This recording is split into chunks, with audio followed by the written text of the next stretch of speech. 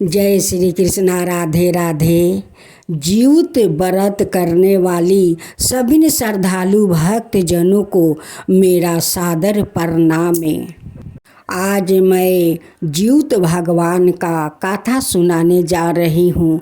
आप सभी श्रद्धा भक्ति से इस कथा को सुने और जीवित भगवान को कृपा को प्राप्ति करें।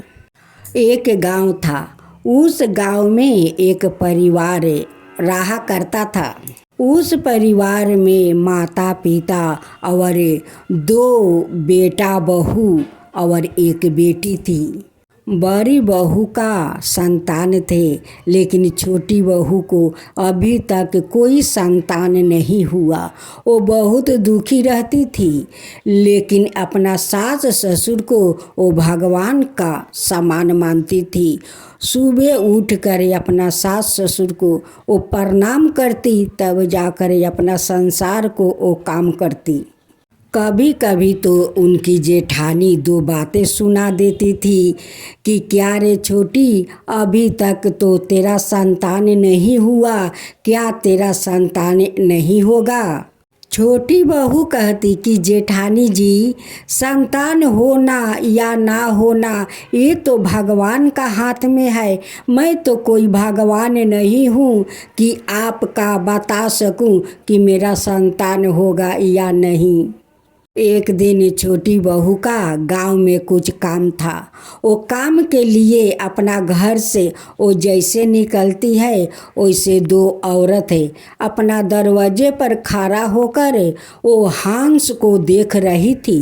उस दोनों औरत तो उस छोटी बहू को देखकर ना जाने क्या क्या कहने लगी कि देखो, सवेरे सवेरे ये बाझन निकली है। आज हम लोग का मुख में अन्न और जल का दर्शन नहीं होगा। ना जाने ये कलमुही कहाँ से आकर टपक आई और इस कलमुही को चेहरा हम लोग का देखना पड़ा। आज हम लोग का तकदीर में दुख ही दुख लिखा है। छोटी बहू सुनकर बहुत दुखित हो जाती है। वहीं पर बैठकर वो रोने लगती है। अपना तकदीर को वो कोसती है और रोती है। कहती है कि आज मेरा एक संतान होता तो ये लोग ऐसे बात कभी नहीं कहते। आज मेरा संतान नहीं है, इसलिए तो ये लोग मुझे बाझिन कहती है, कलंकिन कहती है, कलमुही कहती है। शायद भगवान को यही इच्छा होगा। 2 दिन का बादे ही जीवित पूजा था। उस समय जीवित भगवान एक संत का रूप धारण करते हैं और उनके पास आकर उन्हें बुझाते हैं कि बेटी मत रोना, बेटी मत रोना, अपना आँख के आंसू पोंछ लेना। देखो, काल सभी लोग नहा के खाएंगे और परसों उपवास करेंगे। तुम भी जीवित भगवान का व्रत करो, तुम्हारा संतान जरूर होगा बेटी, जरूर होगा, ये मेरा विश्वास है। उनकी बात सुनकर छोटी बहू को बहुत हिम्मत हुआ, बहुत हिम्मत।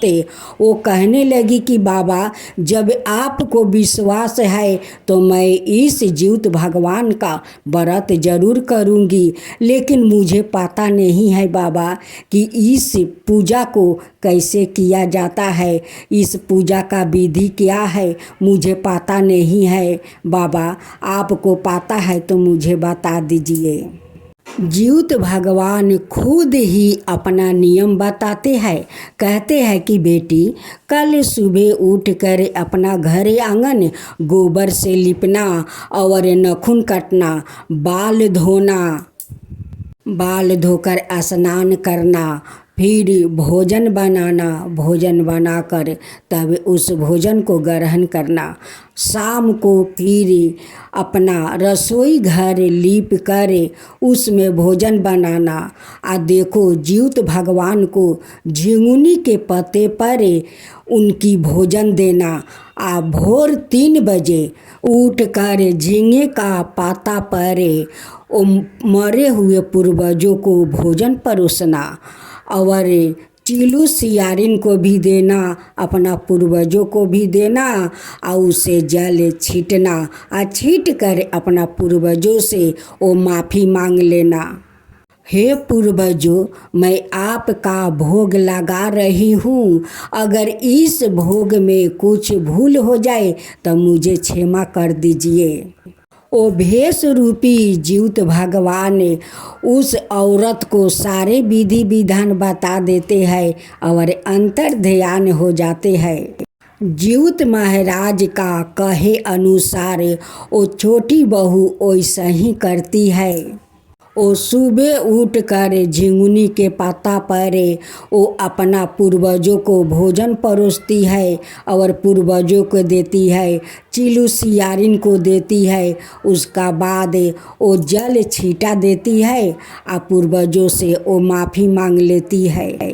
छोटी बहू सारा दिन उपवास करती है। वो सभी लोग शाम के पहर वो नदी स्नान जाते हैं, उन्हीं के पीछे पीछे वो भी जाती है, स्नान करती है और जीवित भगवान से वो विनती करती है कि भगवान इस बार मेरे गोद भर दीजिए हे जीवित भगवान।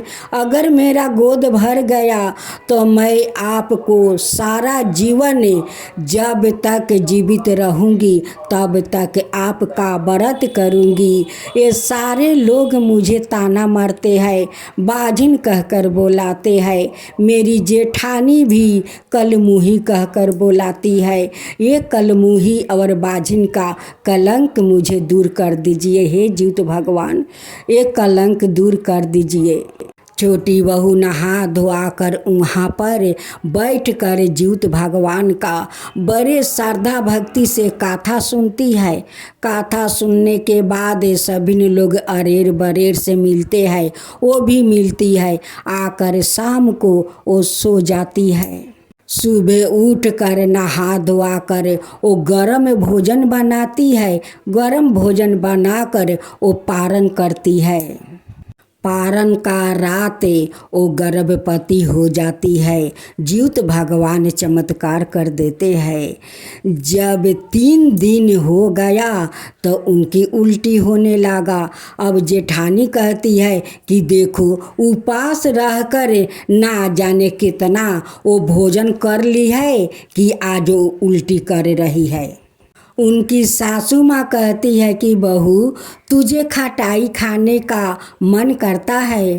कहती है कि हाँ माँ जी, मुझे खटाई खाने को जीव करता है।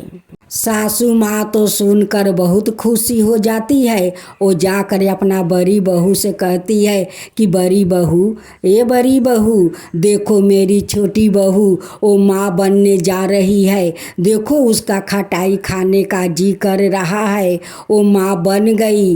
ये जीवित भगवान चमत्कार कर दिया, बड़ी बहू चमत्कार कर दिया मेरे छोटी बहू को। देखते देखते 9 महीना बीत गया। 9 महीना के बाद छोटी बहू खूब सुंदर एक बेटा को जन्म देती है। उनकी घर में खुशी का ठिकाना नहीं है। सब लोग खुशी हो गई। अब जेठानी का मुंह में काली लग गया। और जो बाहर वाली औरत बोली थी कि ये कलमुही को मुख देखने से अन्न नहीं मिलता है, वो दोनों भी सुनकर खुश हो गई कि एक दिन उसे हम लोग ना जाने क्या क्या बोल दिया। कितना वो दुखी हुई, कितना रोई। आज देखो जीवित भगवान का व्रत करके वो माँ बन गई। जीवित भगवान उस पर दया कर दिया है, उन्हें एक बेटा दे दिया है। हम लोग अगले साल से हम लोग भी जीवित भगवान को व्रत करेंगे। अब जेठानी भी अगले साल से जीवित भगवान का व्रत करने लगी। सभी गांव वालों जीवित भगवान को श्रद्धा भक्ति से व्रत करने लगा। तो हे जीवित भगवान, जैसे उस औरत पर आप दया किया वैसा ही सभी ऊपर दया कीजिए, सबको संतान दीजिए, किसी को बांझ मत रखिए हे जीवित महाराज।